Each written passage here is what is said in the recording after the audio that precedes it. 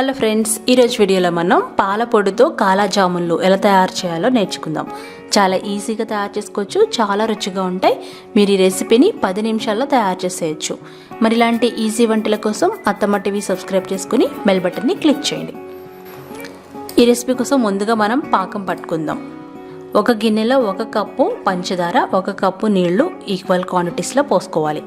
అందులో 1/2 tea spoon యాలక్కాయల పొడి, చిటికెడు కుంకుమ పువ్వు ఉంటే వేసుకోండి. పంచదార కరిగేంత వరకు మీడియం ఫ్లేమ్లో పెట్టుకొని బాగా మరిగించుకోవాలి.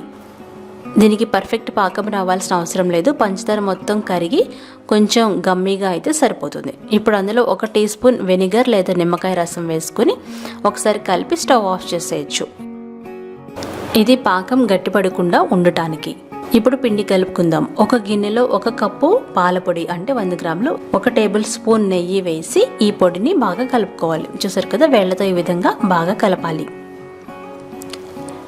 ఇప్పుడు అందులో 1 టేబుల్ స్పూన్ ఉప్మా రవ్వ, 2 టేబుల్ స్పూన్ల మైదా పిండి వేయాలి. అందులో 2 చిటికెళ్ళ వంట సోడా వేయాలి. దీన్నే బేకింగ్ సోడా అంటారు, బేకింగ్ పౌడర్ కాదు. 1 చిటికెడు ఉప్పు వేయాలి. ఇవన్నీ వేసి బాగా కలపాలి. ముందుగా పొడి పిండిని మొత్తం బాగా కలపాలి.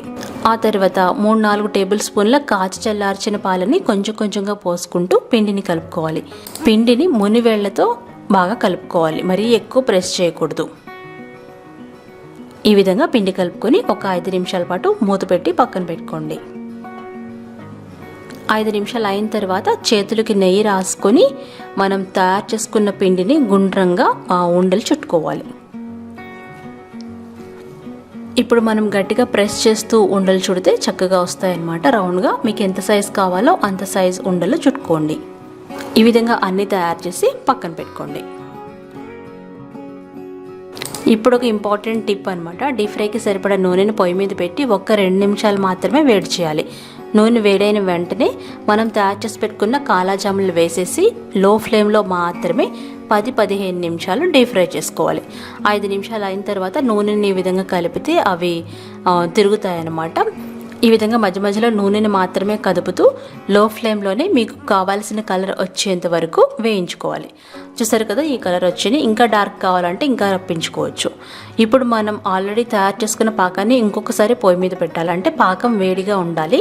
వేడిగా ఉన్నప్పుడు మనం వేయించి పెట్టుకున్న ఈ కాలా జాములు తీసి వేడివేడి పాకంలో వేసేసేయాలి. కొంచెం పాకం వేడైన తర్వాత స్టవ్ ఆఫ్ చేసేసి ఈ కాలా జాముల్ని అరగంట పాటు నానబెట్టుకోవాలి. మీరు గులాబ్ జామున్ అయినా కాలా జామున్ అయినా ఏదైనా అనండి, ఎందుకంటే డార్క్ కలర్ ఉంది కాబట్టి నేను ఇక్కడ కాలా జామున్ అంటున్నాను. అంతే, అరగంట నానబెట్టి సర్వ్ చేసుకోండి. ఎంత రుచికరమైన టేస్టీగా ఉండే మిల్క్ పౌడర్ కాలా జాములు రెడీ అయిపోయినాయి. ఇలా ఒక్కసారి మీరు ట్రై చేసి ఫీడ్బ్యాక్ పంపించండి. ఇందులో మనం గుర్తుపెట్టుకోవాల్సింది ఏంటంటే ఈ కాలా జాముల్ని లో ఫ్లేమ్లో మాత్రమే వేయించుకోవాలి. అలాగే మనం కొంచెం గోరువెచ్చని పాకంలో వేసుకొని నానబెట్టుకోవాలి. అంతే, ఈ రుచికరమైన కాలా జామున్ మీరు ట్రై చేసి మీకు ఎలా కుదిరిందో ఫీడ్బ్యాక్ పంపించండి.